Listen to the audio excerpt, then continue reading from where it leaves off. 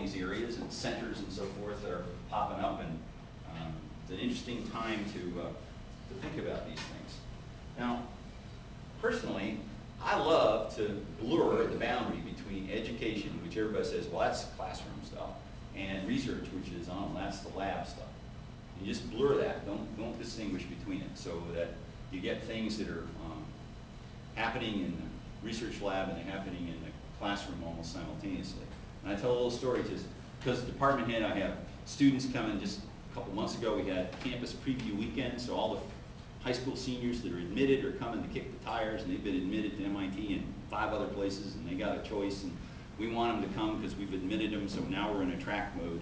And the parents sometimes come with them, and parents are interested in what's going to go on and so forth. And tell a little story about students complaining about not having textbooks with the right information in it.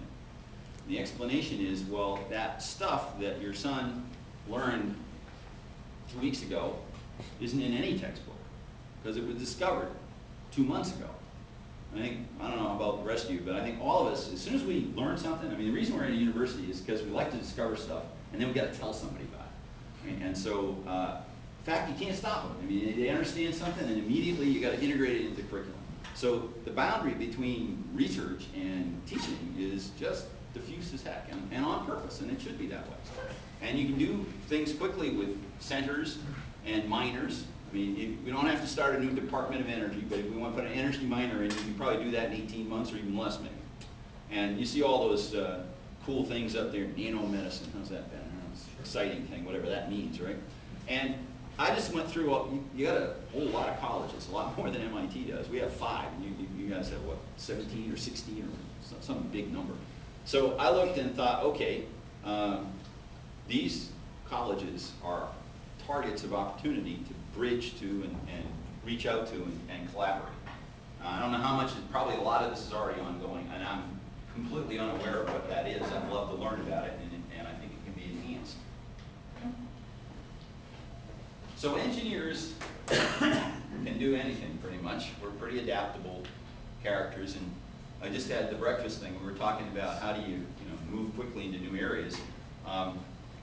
At MIT, we've been hiring people in energy.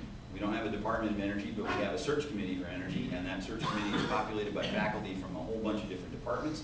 They look at a bunch of candidates, they rack and stack them, and they say, okay, here's the bar, and these 2 are well above it. We would love to have them as colleagues at MIT. And you ask the candidate, what department or departments do you want to be in?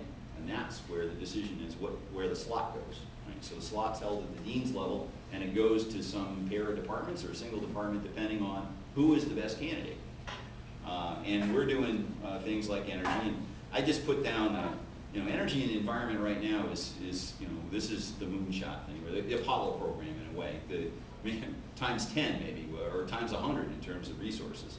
We're spending money like crazy, and I hope some of it's being well spent. Bio, I put convergence in medicine and engineering up there because I think in going the next 20, 30 years, that's a huge area that's certainly going to grow. You have to be aware of it, position yourself well for it. It sounds like you guys are with the biomedical engineering department, and you have a school of medicine or college of medicine. It's, MIT doesn't. We don't have a law school. We have a business school, school of architecture, social sciences and humanities, and a school of science and engineering. 5 schools, that's it. So you have a lot more diverse set of interests here on campus. Talked a little bit about entrepreneurship. Design is a big thing with me. That's that working prototype thing, not just a SolidWorks program where you got a nice 3D rendering. Build the thing, show it works, improve it. Customizable coursework goes back to these minors.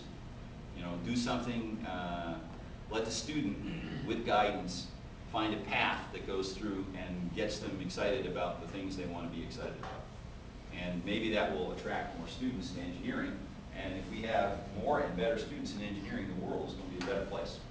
So, research opportunities. And I thought, okay, I'm going to get in trouble because if I say the wrong thing, I'll be, the guys that are in EE that study something or other here, I don't know, networks or whatever. I think, if the internet hadn't come along, there'd be a whole lot of EEs who wouldn't know what to do with themselves.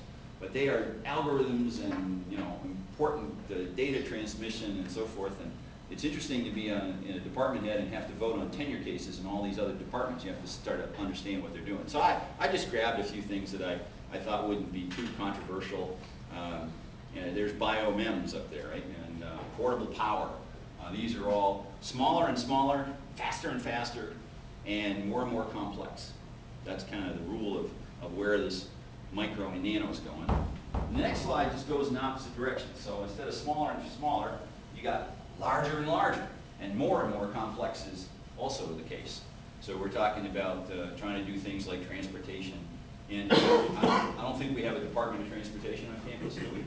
But everybody's interested in transportation issues. And water and security. And security can be personal security, it can be airport security, it can be national security.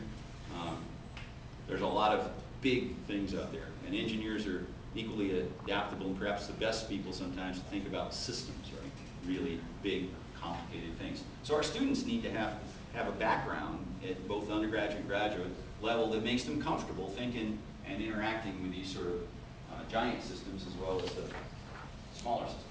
So that was a hopefully not too controversial, what do I like that's small and what do I like that's big? Then I was thinking, well, this is all great. 5 years ago, you guys would all be like, let's go do it. But now we're getting whacked with budgets at MIT, and our department's down 5% this year from the general fund. We're expecting another 5% next year, and they said, well, probably the third year will be another 5%. We're not sure about that. Stay tuned. So that's probably one of the hardest things right now is uncertainty. The error bars on where anything's going, whether it's at MIT or University of Florida or the United States of America, big error bars on our estimates of where things are going. So, yet you still got to go forward. So I put up a few things here. Sandboxes. Now, if you bring tea to China or coal to Newcastle or sand to Florida, you have to be careful here. So the idea here is to make better use of facilities by, a sandbox. Kids go to a sandbox. I got a grandson who's 4.5, and he gets into a sandbox and he's playing with the other kids. Occasionally there's fights, but they do some cooperative stuff and usually get along. And sometimes there's some really cool things that come out of kids working together to build the sandcastle or whatever. So lots of ideas. There are also sandboxes that consists of either small companies, incubators, and in some cases corporate labs that need to be close by a university because they want the talent and the connectivity. With the world and Tom Friedman, Flat, and all that, you can be in contact with Singapore and have a collaboration going there, probably even better than you can with a guy who's on the floor above, because walking upstairs to his office is more work than it is to click on the Skype and talk to your friend in Singapore. So virtual environments going across the physical world by using digital world. I don't know how much is done with open courseware and distance learning, presumably a lot, and there's lots of opportunities there to continue and have a lot of impact. National labs, I don't know how many people go there, but they have gorgeous and just tons of great equipment and facilities, and not so many people. And they are very happy to have your students or postdocs or you come and use their synchrotron or their neutron source or whatever it is to do your experiments. But you got to send your students there, there's travel and so forth, and you will do that, for sure. But you can also run a lot of experiments remotely. And I would say, think 5, 10, 20 years ahead. A lot of research is going to be done by specialized facilities that people are going to send a sample, and maybe they'll visit once or twice, and then they're going to just sit there and run things from their desk in